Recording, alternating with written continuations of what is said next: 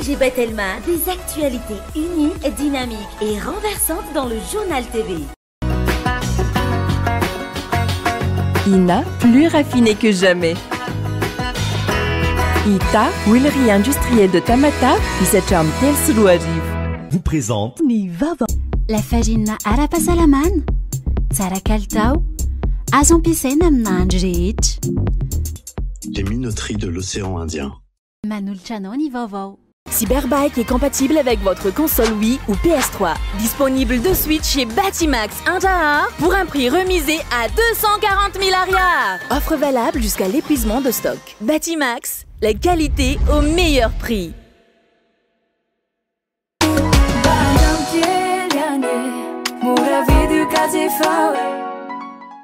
Manulchano Nivavo.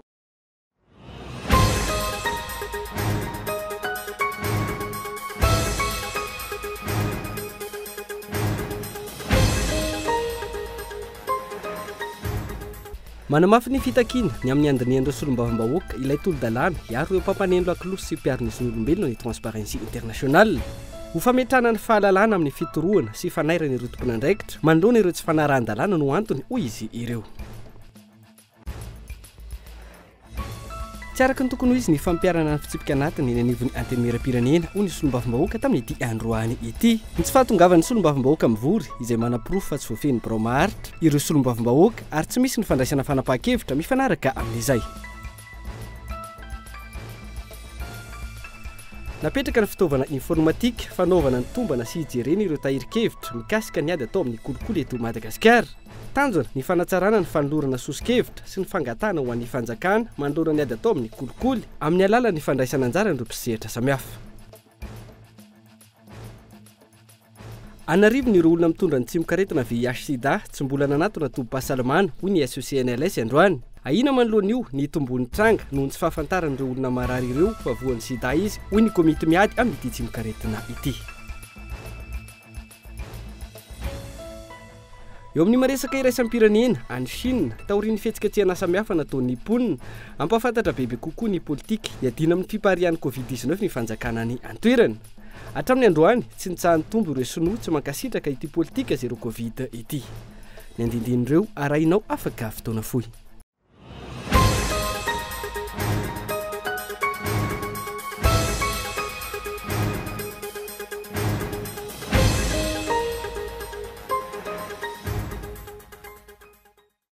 Alakamisy voalohany volana Desambra taona 2022 ankasitrany ianao misafidy hatrany ny fahita lavitra kolo amin'izao oro izao tonga soa ato anatin'ny fotoana ny fampahalalam-baovao amin'ny fiteny malagasy ary manasa anao ihany koa anjo izany hatramin'ny farany. Avy hatrany dia makasika ny tolo-dalàna ho fiarovana ny mpampaneny lakolosy sy ny manodidina azy izay mahabe resaka. Eto amin'ny firenena amin'izao fotoana izao no isantarantsika ny fampahalalam-baovao amin'ity ala ity. Manamafy ny fitakinany amin'ny fandinihana ny tolo-dalàna hiarovana ireo mpampaneny lakolosy sy ireo mpiaro ny zon'olombelona amin'izao fotoana ny firaisamonim-pirenena toy ny avy amin'ny Transparency International natao izany ho an'ny fametrahana ny fahalalana amin'ny fitoroana sy ny fanairana ireo tompon'andraikitra manoloana ireo tsy fanarahan-dalàna amin'ny endriny maro misy eto amin'ny firenena ankehitriny. Takin'ny fentra iraisam-pirenena ny fisian'ny lalàna ho fiarovana ireo mpampaneny lakolosy na ireo lanceur d'alerte sy ny mpiaro-ny zon'olombelona raha nambarany tompon'andraikitra avy eo anivon'ny Transparency International Initiative Madagasikara androany ho an'eto Madagasikara na hemitra ireo solombavambahoaka amin'ny fotoana tsy voafatra ny fandinihana ny tolo-dalàna mikasika izany. Hitantsika eto amin'ny firenena fa maromaro ny raharaha tokony mamaivay. Misy olona nanao fitoroana samihafa tokony dinihana koa izy ireny fa tsy raha vao misy olona mitoroka dia hoe ratsy foana io na hoe tsara foana io fa izay ilay hoe impartialité anjara ny fitsarana sy ireo entité mahefa samihafa ny mandinika an'ilay izy. Ny olona mpitoroka ihany koa mila manaja fenitra maro samihafa anatiny fa tsy vitany sao dia sanatria hoe amoron-dainga na ohatr'izay tsy izay ilay zavatra atosika fa hoe lancement d'alerte, signalement responsable na tompon'andraikitra zany miainga amina pirofo mivaingana izay ny zavatra atosika. Dia marina le voalaza foana izay mantsy ny lazain'ny tompon'andraikitra sasany hoe efa voaharon'ny lalàna 2016-020 ireo mpitoroka sy ny sisa. Marina tokoa fa misy andininy vitsivitsy ao anatin'io miaro an'ilay atao hoe dénonciateur.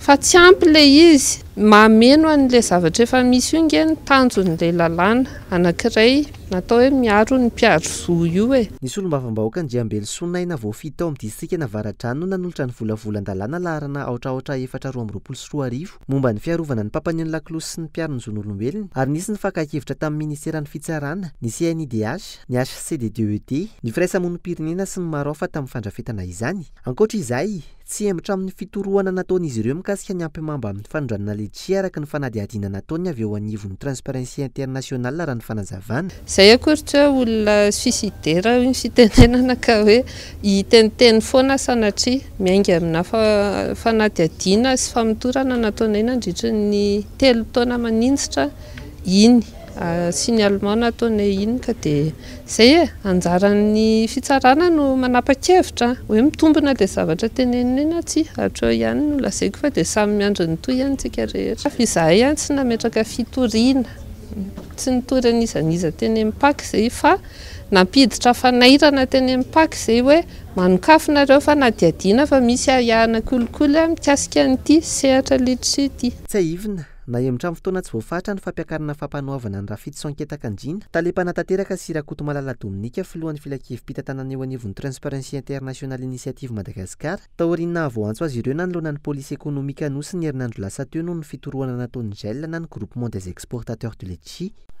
Mitodika eny anivony anteny mera-pirenena ny mahasony rehetra ao anatin'izay fa hijanona eny anivony io an'ny mpanjakana izay manandanja. Eto amin'ny firenena io sika ao anatin'ity vaovao manaraka ity saingirany zava-misy.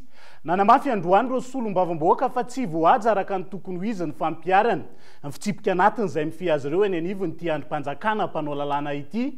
Tsy fahatongavany solom-bavam-bahoaka mivory izay manapirofy ihany koa fa tsy voafehan'ny biraomaritra ireo solom-bavam-bahoaka ary tsy misy hatreto ny fandraisana fanapahan-kevitra entitra mahakasika izay tsy fanatrehana fivoriana sy ny maro hafa izay. Henri Florian. Efa zary lasa fahazarina ho an'ny mpanarabavao ankehitriny ny fahitana ny fahabangana amin'ireo sizana tokana ho an'ireo solom-bavam-bahoaka ny Madagasikara eny anivon'ny anteny mera-pirenena. Solom-bavam-bahoaka ankavitsiana ihany sisa no tazana manatrika ny fotoam-pivoriana maro lafy sy ny fandarinana ireo tolo-dalàna sy volavolan-dalàna mandalo eny Tsimbazaza. Raha iverenana ohatra ny andron'ny omaly 3 Novambra, tsy misy afa-tsy solom-bavam-bahoaka 20 no nandany ilay volavolan-dalàna ifehy ny rafi-pampianarana vaovao. Volavolan-dalàna izay iantoka ny tontolon'ny fanabeazana sy ny hoavin'ny firenena malagasy.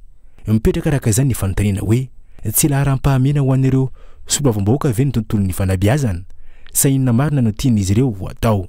Ny mahagaga ny maro ankilany, vory maro izy ireo rehefa handany ilay volavolan-dalàna mifehy ny teti-bolam-panjakana ho an'ny taona 2024 na ny LFI 2023 farany teo.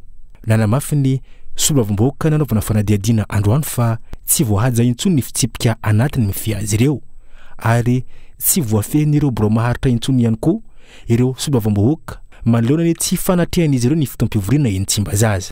Voalohany indrindra aloha dia tompona andraikitra ny solom-bavam-bahoaka tsirairay ny amin'izay tsy fahatongavana mivory zay tsy misy antony tokony ambony noho ny fandraisana anjara na fivoriana mihoatra ny hoe fanatrehana an'izany indrindra ao anaty ka tsy misy fivoriana moa raha tsy ao anaty fivoriana ara-potoana na tsy ara-potoana. Faharoa manarak'izay raha tompona andraikitra ny solom-bavam-bahoaka voalohany indrindra dia tompona andraikitra ihany koa ny ao anivon'ny biraomaritra satria raha malala fa izy ny tokony mampiatra, izy ny lehibe, izy ny tokony mampiatra mampatsiahy dia efa vao mampiatra mety hoe sazy ny fanandrify amin'izay tsy fahatongavana mivory izay. Ny fahatelo dia tompona andraikitra ihany koa ny mpitondra fanjakana satria misy ny tsindry ataon'ireo manana ny solom-bavam-bahoaka maro anisa izay ny atoko baiky maiky avy any amin'ny atokony izy ireo ny amin'ny tsy anatrehana. Nijanona ho resaka mbava fotsiny ihany koa ny tenin'ny filohan'ny anteny mera-pirenena ho hiatrany ity solom-bavam-bahoaka ity fa tsy mbola misy hatreto ny fampiarana isazy eo anivon'ity androm-panjakana ity.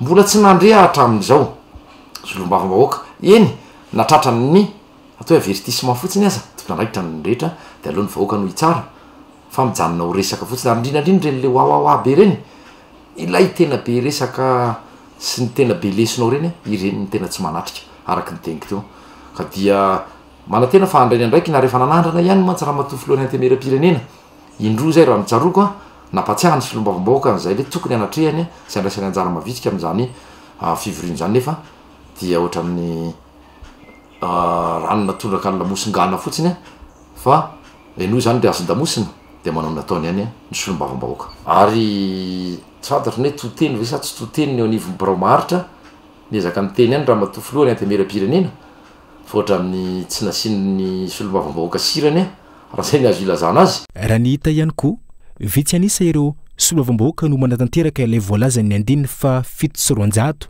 ao anatin'ny fitsipika mifehy azy ireo ny amin'ny tsy maintsy anaovany taditra aoriny ny fotoam-pivorina tsirairay izay atrehiny manam-pirofo araka izany fa tsy mbola mipetraka araka ny tokony ho izy ny asany solom-bavambahoaka eto amintsika izay ilana fanatsarana mba hipetrahany ilay hoe mpisolo-vava ny vahoaka marina izy ireo itsambadika vetivety ao anatin'ny tontolo ny fividianany sika manomboka eto mijano eo am'fakankevitra ihany ny asa tanterahany seny manolondro hevitra maro lafy arosony antoko politika sy ny firaisamonim-pirenena anatsarana ny zotra-pividianana eto amin'ny tany sy ny firenena amin'izao fotoan'izao ireo antoko politika tamin'ity androanyity mampametra-panontaniana ihany koa ny fisalasalan'ny seny makasika ilay tedi-bola natokana ho azy ireo amin'ny fikarakarana ny fividianana efa ho intelo miantaona izay no nisy ny fampiatson'ny vomeram-pirenena mahaleo tena amin'sahana ny fividianana an'ireo antoko politika sy ny firaisamonim-pirenena hakana hevitra ho fanatsarana ny fikirakirana ny fanomanana ny fividianana fa hatramin'ny androany mahatsapa ireo antoko politika fa fahakankevitra ihany no ataon'ny seny fa tsy misy akory ny fanatanterahana ireo sosikevitra izay arosony izy ireo raha ny fahitan'ny APM azy aloha maromaro antoko politika nandrainjara ary samy nanomeny ny sosikeviny daholy fa variny zay hatramin'ny nanatrehanay ny fanaovan'ny seny tatitra farany teo to tsy mandray ohatra ny rano tondra gisa zany sosikevitra zay omeny antoko politika indrindra moa ny antoko politika aty amin'ny fanoherana satria tsy hita taratra tao anatin'ilay vokatra satria azadino nge nanome vokatra ny CNI tao anatin'iny nanao tatitra fohy mandritry ny fanisana mpifidy tao anatin'izay roa volana zay nanomboka tamin'ny volana oktobra ka mifarana tamin'ny 30 novambra teo dia makivy ary mampivarahontsana mihitsy ny isanjato zay navoaka ny CNI hoe raha napetraka ny tety andro 70 andro no ahafahana manatanteraka ny fanavaozana ifotony liste électorale ka raha roa volana anjerena dia mbola 7 isanjato faingo raiky amin'ny 30 teo any tratra ny CNI ka manontantena zany ny APM ankehitriny manoloana ny tsy fahampian'ny fotoa manoloana ny tsy fahampian'ny vola zay mahamenatra ny zareo no milaza n'izany mahitsy hoe ho tratra ao anatin'ny 30 andro raha ve ilay 200 isanjato ambiny amin'ny fanatanterahana ny fanisana mpifidy banaingo mipetraka ihany koa ho atrano teo anivony antoko politika madio ny mahakasiky ny fisalasalan'ny CNI manoloana ilay teti-bola natokana ny fanjakana ho azy ireo ao anatin'ny volavolan-dalàna ny feno teti-bola mpanjakana ho an'ny taona 2024 mahakasika ny vola hanatanterahana ny fividianana araky ny mba fampiresahana araky ny mba fahafantarana araky ny tantara zay efa nipetraka dia eo amin'ny 90 miliara ariary eo no mikarakara ny fividianana filoham-pirenena fiodinana voalohany dia raha eritreretintsika isy fividinana faharoa ary tsy maintsy andeha amin'izay moa io zavatra io raha zao zava-misy ankehitriny zao no jerena ho ampy faizany zavatra zany akory anefa ny hatairana raha ny filohan'androm-panjakana toy ny CNI no milaza hoe raha tsy ampy ny vola dia azo eritreretina no tsy sy ny fividianana fa raha reny lecture ny APM amin'ireny zany dia hoe ny mission principale ny CNI zany hatreto dia ny anatanteraka ny refonty ihany ikan'izany aminay APM efa nisy zavatra ny eritreretina sinomanina ao anatin'ilay izy ve sanatriny fahavaladiany lelaka hoe aleo amin'io aloha dia ho hitantsika eo zay mety ho iafarana asa mieritreritra ny mety hanohy ny fitantanana ve dia zay vao hiditra amin'ilay fifampiresahana sa iny manontanytaina zany zay manontantena ny APM ao anatin'izay zavatra zay tompona ndraikitra fena amin'ny zotra-pifidianana handalo eto amin'ny firenena ny voamela-pirenena maleo tena amin'sahana ny fividianana araka izany andrasan'ny maro ao ihany koa ny fanatsarana ataon'ity voamiera ity manoloana ireo lesoka maro izay nitondra ny mpiantsehatra fanakianana teo anatrehany fanotokanana tamin'ity androanyity ny toby famokarana herinaratra vaovao tao farahantsana izay mamokatra herinaratra hatramin'ny 20 megawaty tokatrany malagasy hatrany amin'ny 5 sy ray alina no isitraka izany eo amin'ny tambazotra iraisana Antananarivo nanamafy ny filohan'ny repoblika ny Madagasikara nandritra ny alatenina taony androany fa ataony fitondram-panjakana lalam-pamena ny fampiasana ny angovo azo avaozina azo avy amin'ny alalan'ny masoandro sy ny rano amin'izao fotoan'izao ary efa maro ny tetika sandala mpanatanterahana ao anatin'izay fa matimbola mitetina zato tapitrisa euro no nanorenana ity fotodrafitrasa ao farahantsana izay nitokanana tamin'ny fomba ofisialy androany ity amokatra herinaratra hatrany amin'ny 20 megawaty ny eto an-toerana ka hanampy ny famatsiana ny tambazotra iraisana Antananarivo tokatrano malagasy misy hatrany amin'ny 5 alina sy 1 hetsy no isisaka izany ao amin'ny tambazotra iraisana Antananarivo hatrany ny orinasa mahitsy hydrotoxigrine na hydromadagasikara no miara-misalata amin'ny fanorenana ny foibe toeram-pamokarana. Avy eo ny orinasa jirama no mividin'ny vokatra herinaratra izay hojifainy ny mpanjifa. Noho ny tsy fampiny ny rotsakorana vokatry ny aitany, mihena nefa ireo rian-drano ka mampihena ny vokatra azo hoy ny ao anivon'ny jirama hatrany. Arak'izany, tsy misy afa-tsy 720 megawatt no vokarina ao an-dekaleka raha tokony ho 720 megawatt izany. 3.3 megawatt ity ato farantsana ity raha tokony amokatra 20 megawatt.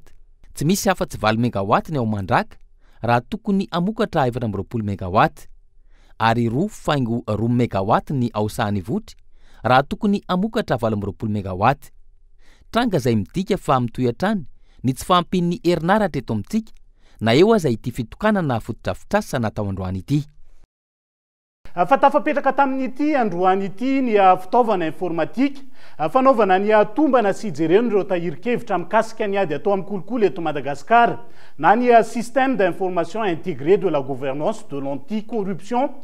Tanjona ny fanatsarana ny fanolorana sosikevitra sy ny fangatahana ho an'ny fanjakana manoloana ny ady amin'ny kolikoly amin'ny alalan'ny fandraisana anjara ny mpisehatra samihafa. Abraham Randriamanana.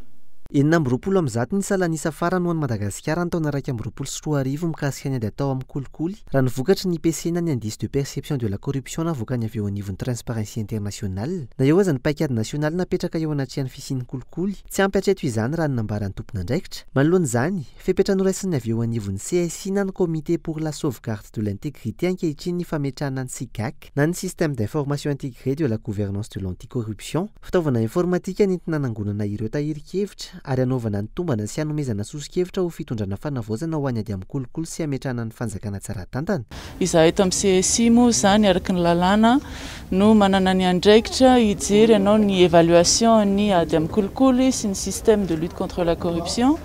Ka ity outil informatique ity zany no entinay anatsarana ny évaluation ary anatsarana ny ireo tolokevitra sy recommandation sy conseil isan-karazany izay mety ataonay eo anivon'ny fanjakana sy ny fitondrana. Ao anatin'izany ohatra mety misy ny proposition de loi na ny proposition de réforme mikasika ny ady amin'ny kolikoly mba andaitra kokoa le izy ho an'ny vahoaka malagasy. Misokatra ho an'ny rehetra ny fampiasana ny fitaovana SIGAC raha ny fanazavana na izany ho an'ny vahoaka na ihany koa an'ireo rafitra manokana miady amin'ny kolikoly eto Madagasikara toy ny Bianco, ny Samifine, Aray, ny Paka sy ny maro hafa. Ny ara-nisalana nandritra ny fandrafetana ny SIGAC ny avy eo anivon'ny CSI niaraka tamin'ireo mpisehatra samihafa toy ny firaisamonim-pirenena ary isan'ireo nanohana tamin'izany ny firenena mikambana tamin'ny alalan'ny Fonds des Nations Unies pour la consolidation de la paix. Izahay avy amin'ny programme des Nations Unies pour le développement dia manome lanja ny ady atao amin'ny kolikoly. Arak'izany, voninahitra ho anay ny manampy amin'ny fanamafisana izany eto Madagasikara. Porofo mivaingana amin'ny ady atao amin'ny kolikoly ny fisian'ny SIGAC. Arak'izany, antenainay fa hitondra fanavaozana ary aharitra amin'ny ady amin'ny kolikoly ity fitaovana ity. No tanterahina androany ty tsy hanosy ny famoahana sy ny fampahafantarana tamin'ny fomba ofisialy ny fitaovana SIGAC. Fa iazo any mananjary vetivety sika ao anatin'ity vaovao manaraka ity. Nanomboka androany ary farana rahampitso ny fampiofanan'ireo olona maniry rotsaka be ny tanàna sy mpanolotsaina ao amin'ny faritra vadivavy fampiofanana izay atolotry ny antoko. Malagasy miara-miainga amin'ny alalan'ilay fiteny, ilay teny filamatra hoe izay manoro lala mahitsy mamindra aina. Kaeton Andriatsilavo. Maro ireo namaly ny antso amin'ny fiofanana izay atolotra ho an'ny rehetra karakarain'ny antoko malagasy miara-miainga natokana ho an'ireo maniry rotsaka be ny tanàna sy mpanolotsaina ao amin'ny faritra vadivavy. Manana foto-kevitra ijoroany ny antoko malagasy miara-miainga ary isan'izany ny fitsinjaram-pahefana tena izy. Arak'izany, mila fiomanana ny fitantanana ifotony ny rano fanazavana fa tsy hoe rehefa tonga eo amin'ny toerana vao ametra-panontaniana amin'izay tokony atao. Ka andraikitry ny antoko zany antoko politika no manabe indrindra fa manofana ny olona ao aminy mba ho azo antoka amin'ny fahaiza-manao fantatra-ra-panjakana tahak'izay ka dia tsy mivaona amin'ny mahantoko politika. Ny antoko politika zany ny atao ny antoko malagasy miara-miainga eto anivon'ny faritra vadivavy. Voasolo tena avokoa ny distrika sy ireo commune mandrafitra ny faritra vadivavy amin'ity fiofanana antolotry ny antoko malagasy miara-miainga ity. Intelo miataona ny fiofanana atolotry ny antoko ka izao tanterahana mandritry ny roa andro izao ny andian'ny voalohany. Ny tanjon'ny fanofanana zany dia ny ananany olona izay maminavina ny rosaka ao ben'ny tanàna sy mpanao-tsaina, fahalalana hampy amin'ny fitantanan-draharaha mpanjakana ka tsy azo lafaka azy amin'ny andraikitra izay hosahaniny raha tahinika voafidy amin'izany toerana izany izy. Isan'ireo olana eto amintsika ny tsy fananana ireo fahalalana farany ambany tokony hananany ny mpitantana iray mianga avy ny fotony. Porofony zany ny fisian'ireo ben'ny tanàna sy mpanolo-tsaina mandoa onitra sy nahiditra ponja noho ny tsy fahaizana mitantana, ny fanodikodinam-bola sy ny maro hafa. Zava-dehibe araka izany izao fiofanana tolotry ny antoko malagasy miara-miainga izao, izay tsy mianana fotsiny ihany amin'ny fisorohana izay mety ho fahavoazana hiatra amin'ireo mpitantana, fa mitsinjo sy mametraka sahady ny fitsinjaram-pahefanantena izy, ka ho samy tompon'andraikitra feno ny tsirairay avy, indrindra ireo mpitantana iny fotony, izay manoro lalana mahitsy mamindra aina. Tontolony fampianana kosa indray dia tsy nahita bokany hatreto ny fitakiana vahaolana nataon'ireo mpianatra ny université, manena nosy tamin'ireo tompon'andraikitra mahefa antony anohizan'izy ireo ny hetsika fitakiana mandra-pisiny ny vahaolana maharitra ao anatin'izay ankilany. Nandiso ny fanehoan-kevitry ny ministra ny serasera izay mpitondra teny ny gouvernemanta malagasy ihany koa mahakasika ny fisiny ny ambadika politika manoloana ny hetsika ataon'ireo mpianatra ihany koa. Ireto farany tamin'ity androan'ity Daniela Mino Arso. Manambana ny anao hetsika ireo mpianatra eny anivon'ny université rehetra miankina amin'ny fanjakana manoloana ny tsy fenony ministera mpiay azy ireo. Raha ny fanazavan'ny solotenan'ny mpianatra avy amin'ny université mpanjakana manerana nosy androany, tsy nisy ny paikady entin'ny fanjakana manatsara ny tontolo ny fampianarana eny anivon'ny ambaratonga ambony, tsy mamaly ny filan'ny mpianatra ihany koa ireo fotodrafitrasa ahorin'ny fanjakana raha ny fanazavana. Tsy anao négociation intsony izahay, tapotra ny kongresinay tsy andeha anatona sy nde fampiraharaha intsony izahay fa iroso amin'ny izay zavatra iverinay mpianatra fa enony fanjakananay sy mba hamalina ny atakay. Raha ny zavatra tsapa koa dia hita fa tsy priorité amin'ny fanjakana intsony zany anjery manontolo zany, nefa any no misy ny tanora intellecta izay afaka mitondra ny firenentsika, amoaka ny firenentsika hiala amin'izao fanotrano izao. Tokony isy zavatra iova zany any amin'ny université na dia mba hoe isy toeram-pidiovana ray na ohatrohatr'izay zany zay vao ajanonay ny hetsika ataonay. Nandiso ny fanehoan-kevitry ny ministra ny serasera ny amin'ny fisian'ny ambadika politika amin'ny fitakiana ataon'ireo mpianatra ihany koa ny solotenan'izy ireo. Par rapport an'igny teny tonga teny gouvernante lalatiana Nandriatongarivo tena nampanaelo ary nalaelo izay mpianatra satria ny teny izy tamin'izay fa misy ambadika politika ny zavatra ataonay, nefa initiative nay président mpianatra avy any amin'ny faritra no tonga eto hitondra reo hitahitan'ny mpianatra avy any amin'ny faritra. Ny teny kosa tamin'izay fotoana izay hoe iantona hôtely izahay, nefa izahay tompoka dia mipetraka amin'ireo namanay any amin'ny cité na hoe manao double izay efatrefatra noho ny finiavana sy hitahitan'ireo mpianatra mba tiany ho tonga, izany hoe hitady vahaolona tompona tonga avy anay eto ary tsy manana mpanao politika nambadika anay fa hitady resaka takiana. Nefa nisy indray teny ndesiny mpitondra teny gouvernemanta dia manamelika anao izahay ramatoa Lalatiana Nandriatongarivo tamin'ny fihetsika izay nataonao izay nampanaelo ireo mpianatra namanay. Isy ny tolo-dalàna tolotry ty fikambanan'ny mpianatra ity eny anivon'ny parlemanta raha ny fanazavana hatrany, isan'ny voarakitra anatin'izany ny fampiakarana ny vatsim-pianarana hifanaraka amin'ny fisontry ny vidim-piainana sy ny filan'ireo mpianatra.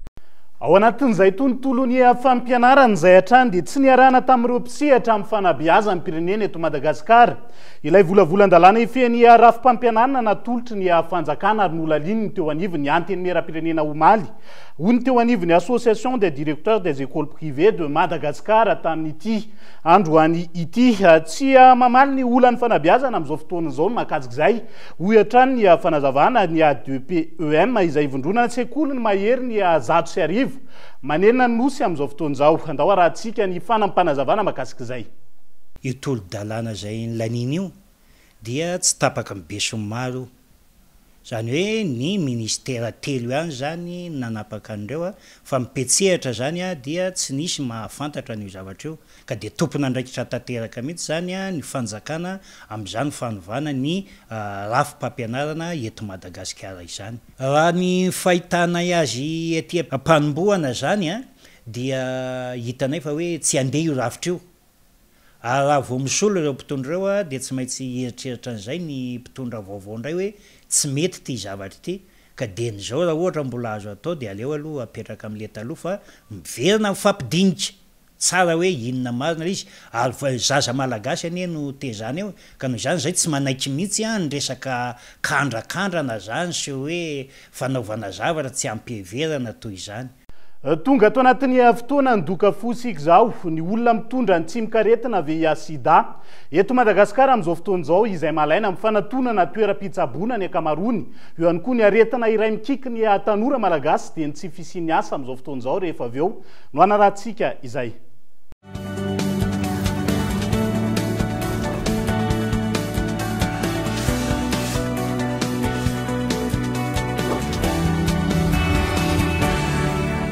Finday cadeau araroty mahazoda ta maimay pony isam-bolana mandritra ny bolana tsotra fotsiny vitel maifil prime dia mahazoda ta isam-bolana be zao ianao vidiny 169 000 ariary monja tonga vaingana eny amin'ny Telma shop. Telma safidiko maitso malagasy. Ina dia vita amin'ny soja voafantina mba hampatsiro ireo karazan-tsakafo karakarainao. Ny menaka Ina dia ahitana oméga 3 sy oméga 6 ary ara-pahasalamana no ny otrikaina entin'ny soja. Ina ilay menaka manome tsirony nandronao isanandro.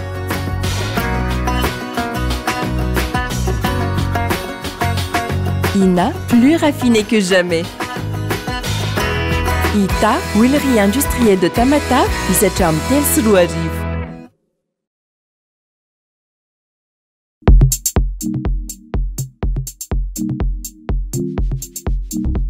La farine ara-pahasalamana, tsara kalitao, azo ampiasaina amina andro rehetra. Vokatra vita malagasy ary hitanao eny amin'ny mpanjara rehetra. Tsy ho ela ny lafarina sy le pain amin'ny lanjany 1 kilao.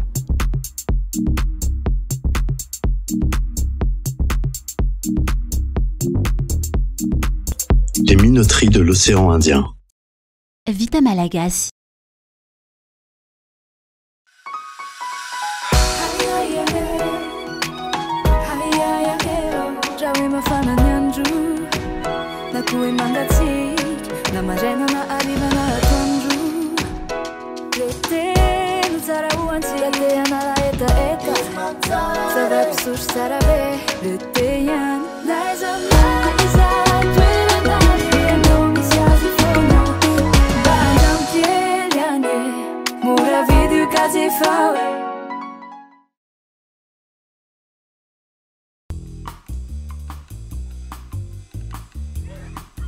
Ce n'est pas n'importe quel rasoir Bic. C'est un Flex 5, doté de 5 lames. Enfin, plutôt 6. Chaque lame s'adapte au contour de votre peau, tout en douceur. Même sous le nez, en toute facilité. Sa sphère métallique améliore l'équilibre pour un rasage parfaitement contrôlé. Je garde toujours le contrôle. Bientôt. Bic Flex 5. Révélez le barbier en vous. Il existe un super pouvoir que nous avons tous, c'est le rire. Et tous ceux qui en usent nous font du bien. C'est pourquoi nous pensons que nous devons rire plus, car cela rend la vie plus belle. La vache qui rit, parce que c'est meilleur de rire. Batimax vous présente Cyberbike. Faites du sport en vous amusant. Avec Cyberbike, amusez-vous avec toute la famille. Découvrez les différents circuits avec votre personnage et véhicule préféré. Sous l'eau, sur terre ou dans les airs, relevez le défi et devenez imbattable. Cyberbike est compatible avec votre console Wii ou PS3. Disponible de suite chez Batimax Indahar pour un prix remisé à 240 000 ariars. Offre valable jusqu'à l'épuisement de stock. Batimax, la qualité au meilleur prix.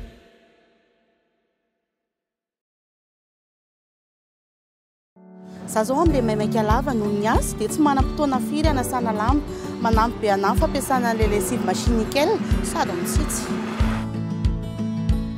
Izaho zany dia ny shampoing voiture nickel no ampiasaiko satria mitahiry ny qualité-ny loko izy ary indrindra mampanjelanjelatra mampamirapiratra ny ivelan'ny fiara. Nickel, panjaka ny fahadiovana.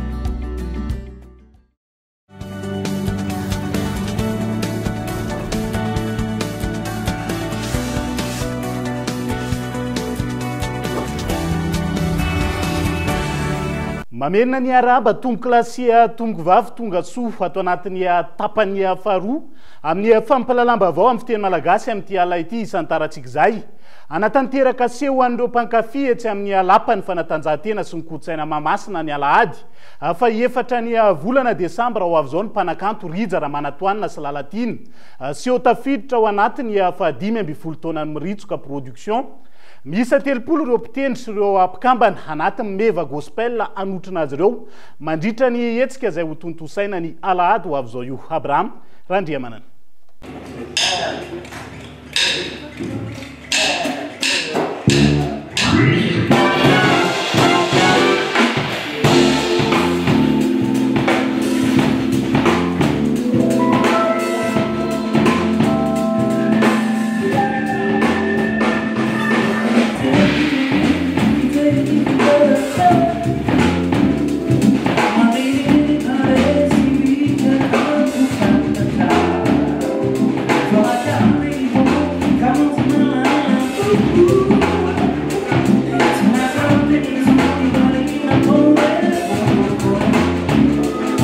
Anao fampisehoana sy ampiara-peo ny mpanakanto Rija Ramanataona sy ny mpanakanto Lalatina. Fampisehoana izay nampitondraina ny lohateny hoe misy antony. Tanteraina ny alahady fa 4 ny volana Desambra izao hoe tsy amin'ny lapan'ny fanatanjahantena sy ny kolotsaina Mahamasina. Hiavaka ny fampisehoana atolotra ho an'ireo mpankafy mandritra izany raha ny fanazavana.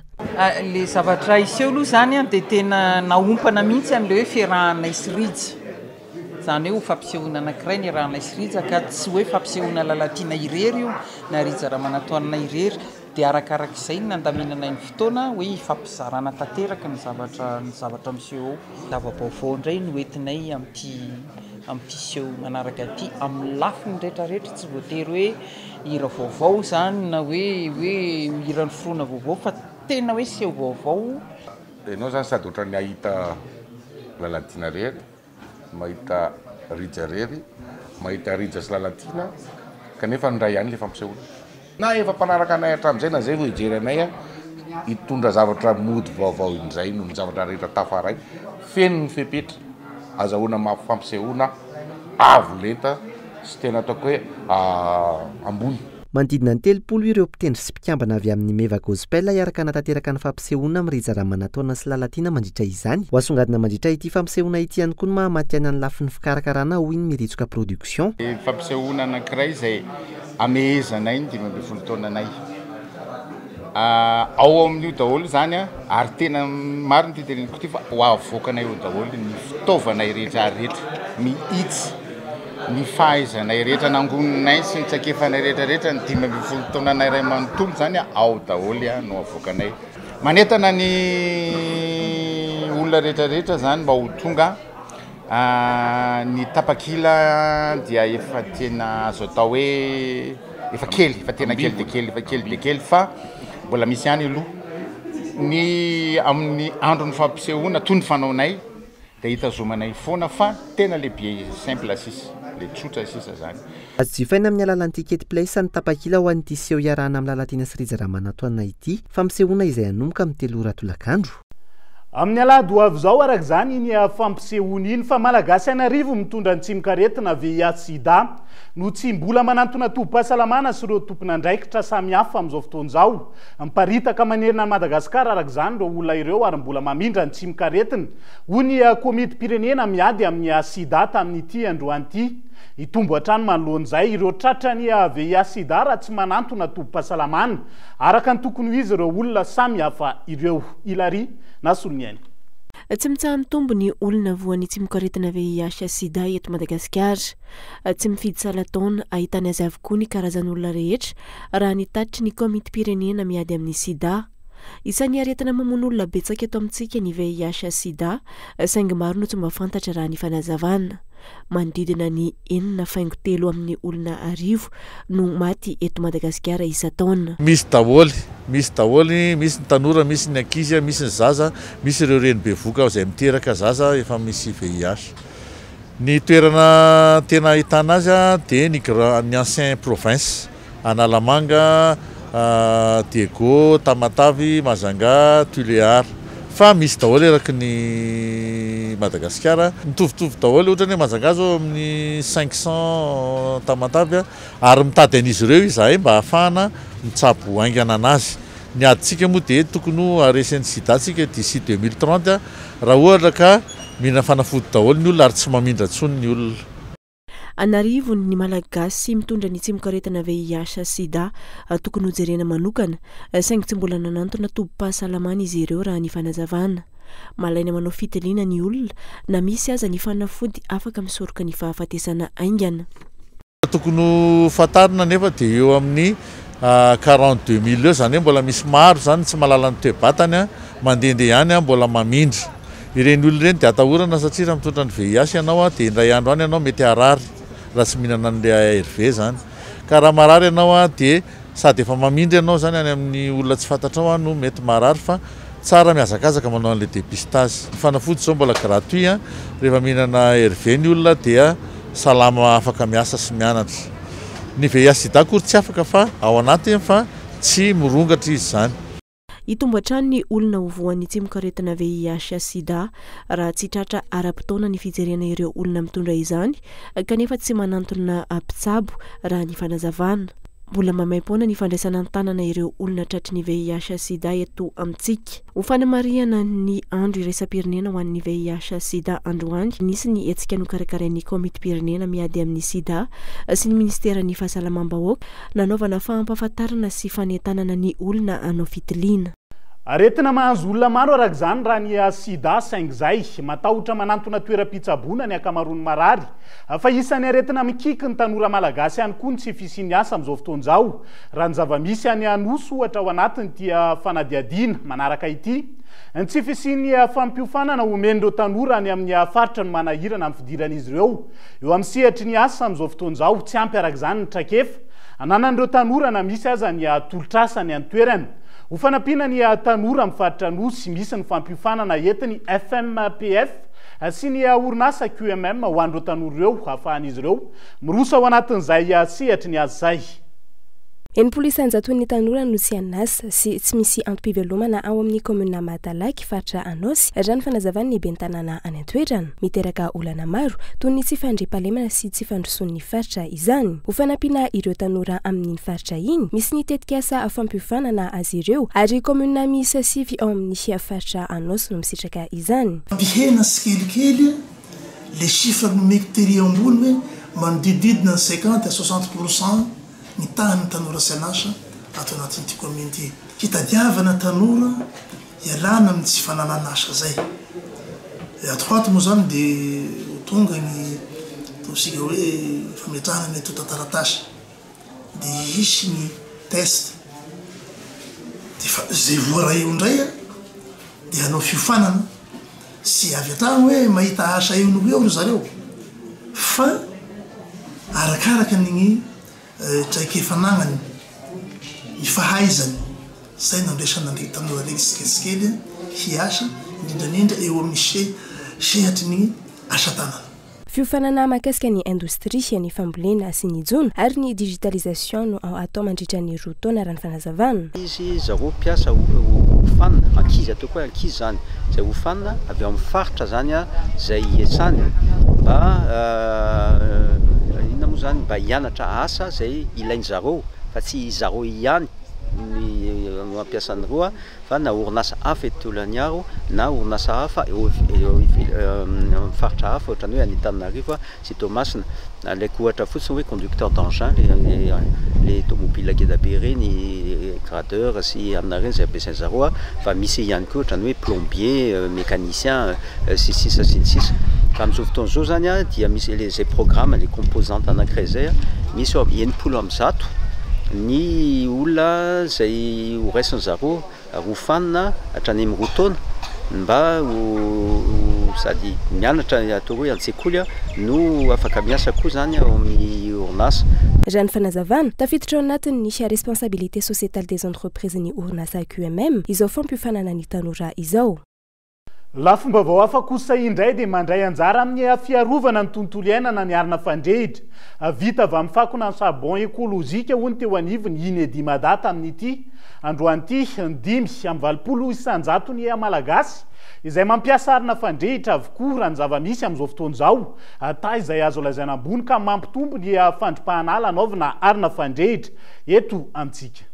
Manodidina ny 1 hektara isan-taona ny ala-potika vokatry ny fanapahana hazo anaovana arina fandrehitra na charbon de bois araka ny tatitra avy amin'ny firaisamonim-pirenena misehatra amin'ny fiarovana ny tontolo iainana androany. Maro araka izany ny voka-dratsy ateraka izany raha tsy misy ny fandraisana andraikitra. Fahasimbany ala, fandripahantsika ny ala, fandroantsika ny ala ary ny fanaovantsika ny exploitation illicite ny arena voajanahary no mahatonga amin'ny fiovan'ny toetrandro. Zay zany anisany raha ohatra ka tsika nojery. Io ihany koa ny fandroton'ny firenena lehibe amin'ny émission de gaz à effet de serre zay mahatonga ny fiovan'ny toetrandro. Zava-dehibe araka izany ny fitrandrana ireo akora azo vozina entina miady amin'ny doro-tanety sy ny faharipan'ny ala. Tafiditra anatin'izany ny fanamboarana ny arina fandrehitra vita amin'ny fako. Ankoatra izay raha ny fanazavana, olana mibahana eo amin'ny Europe mamokatra charbon ekolojika ny tsy fisian'ny fanohanana avy amin'ny fanjakana. Ny famokarana charbon zany eto amintsika dia efa tokony hiena aloha ny fampiasana charbon de bois fa mahazatra. Efa tokony ala amin'izay tsika satria ny hafanan'ny fiovavan'ny toetrandro ary noho ny fanapahantsika ala sy fanaovana charbon dia tokony ampiana an'izay fa mila manana alternative kosa tsika anoloana azy. Ohatra hoe mampiasa ny fako avadika ao charbon, mampiasa ny taratasy akora efa tsy ilaina zany mbola azo avadika ao charbon ampiasaina andavanandro daholo. Ny olana amin'izay fandrarana izay zany dia tsy fampin'ny hoentomanana aloha avy any amin'ny mpitondra ambony makaty amin'ny vahoaka ambany zany tsy ampy ny fanohanana afahantsika ny rehetra misehatra ao anatin'io sy mampiasa an'io eo amin'ny fanohanana teknika, vola, tolo-tanana, tolo-kevitra eo ny tsy ampy eto Madagasikara. Natomboka androany ny foara iraisam-pirenena momba ny tontolo iainana sy ireo vahaolana fandraika amin'ny ara ekolojika eny amin'ny kianja Mbarea Mahamasina. Aharitra 3 andro ny hetsika ary isatrany ny dinika sy fitadiavam-bahaolana iarovana ny tontolo iainana eto amintsika. Vahaolana izay tokony hiatra avy hatrany manoloana ny fiovan'ny toetrandro izay efa hita sotra eto amintsika ankehitriny. Fa manoloana ny fahasimban'ny tontolo iainana ankehitriny, tontosa tamin'ity androan'ity ny atrikasa fampafantana bebe kokoa ny politika. Hitantanana maharitra ny tontolo iainana mirindra eto Madagasikara. Politika izay tafiditra anatin'ny tanjony tetika sapadabo fa tsy ny banky iraisam-pirenena sy ny FD volana tanterahany asa fambolena sy fiompiana ao anatin'ny fikajiana ny tontolo iainana. Toerana 5 manena Madagasikara no anaovana ezaka manokana ao anatin'izay ka isan'izany ny any Marivoay, Bealanana, Vavatenina, Sony, Ranivongo. Andao arahantsika ny fanampanazavana mahakasika izay. Fantatsika fa rehefa mandeha an-dalana itsika dia mahita fa mipotika foana ny tontolo iainantsika, mipotika miringana ny ala, tratra ny tombony rika, mitotitra ny renirano. Zany rehetra zany dia vokatry ny zavatra misy mitombo ny isam-ponina, mitombo ny filana amin'ny fambolena ary ny fambolena ihany koa dia fantatsika fa isan'ny anankiray izay tokony manampy amin'ny fiarovana tontolo iainana. Kanefa rehefa tsy voafehy koa dia mety manimba ny tontolo iainana.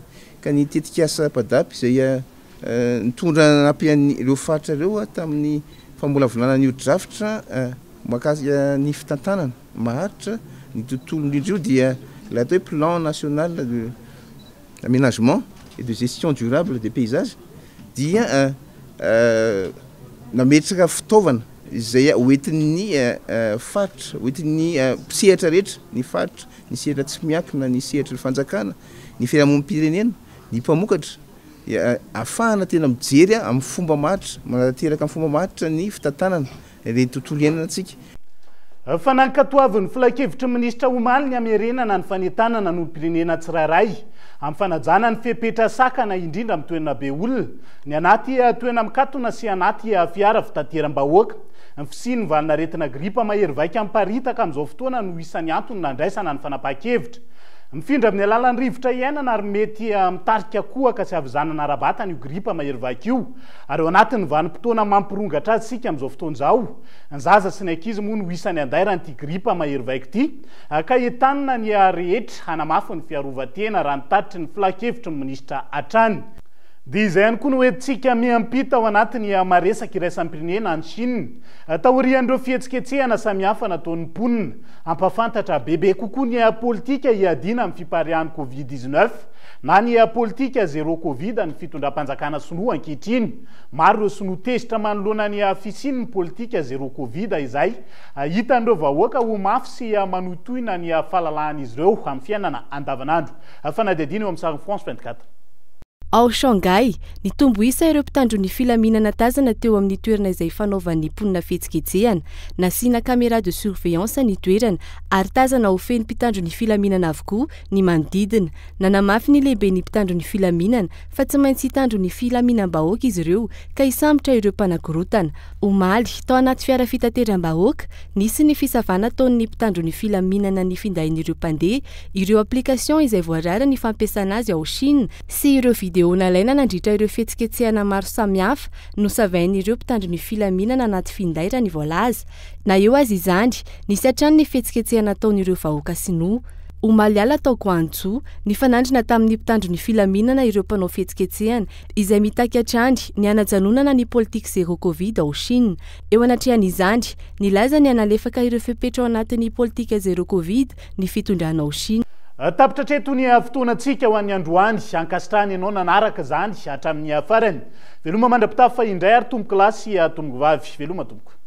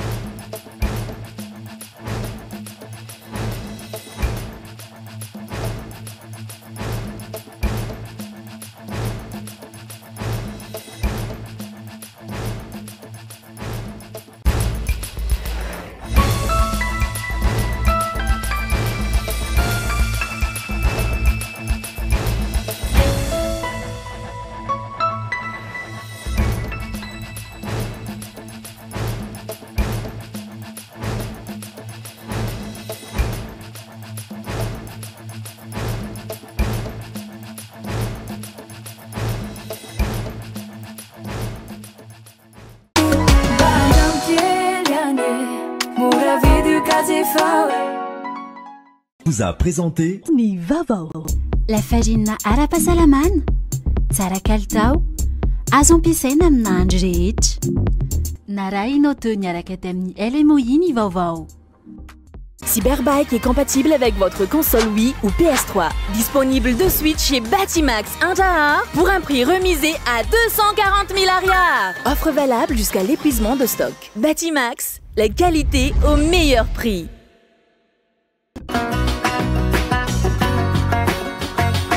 INA, plus raffiné que jamais.